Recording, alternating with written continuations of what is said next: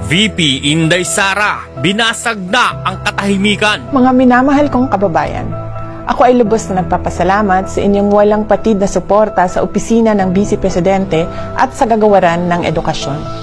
Ang inyong matatag na paniniwala sa kahalagahan ng aking trabaho at sa positibong pagbabago na aking maiaambag sa pag-unlad ng ating bansa ay siyang nagbibigay lakas at inspirasyon sa akin upang magpatuloy sa pagserbisyo sa ating bayan.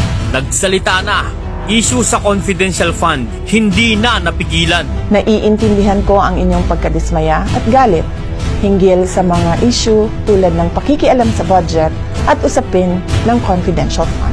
Mga hamon at pamumulitika kay VP Sara, apektado ba?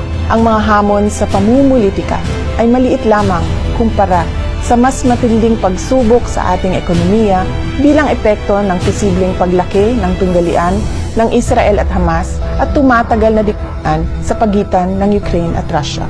VP Sara, may babala, mga Pilipino pinaghahanda. Hinihikayat ko ang bawat isa sa inyo na tutukan ang paghahanda sa darating na panahon ng taghirap, lalo na sa patuloy na pagtaas ng presyo ng pagkain at iba pang bilihin. May oras para sa lahat at hindi ito ang panahon ng paninira at pamumulitika, lalo na malayo pa ang susunod na halalan para sa pagkapangulo.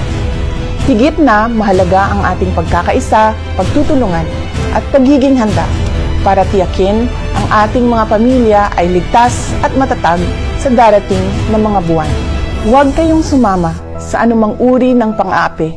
Sa halip, sa mga oras ng kagipitan, magmasid at magkilala kung sino ang tunay na mga kaibigan na nasa inyong tabi.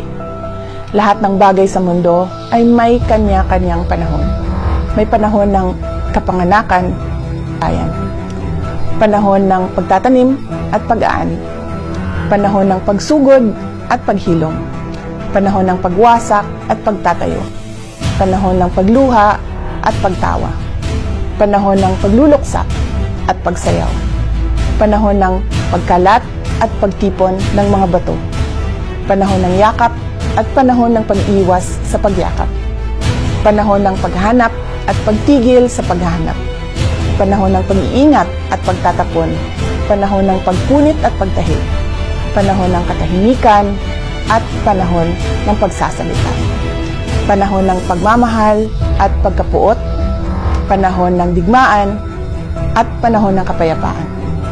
Sa bawat yugto ng ating buhay, mahalaga na piliin natin ang kabutihan, pagkakaunawaan at pagkakaisa. Sa bawat panahon, maging matatag tayo sa pagharap sa hamon at maging handa sa pagtanggap ng pagbabago.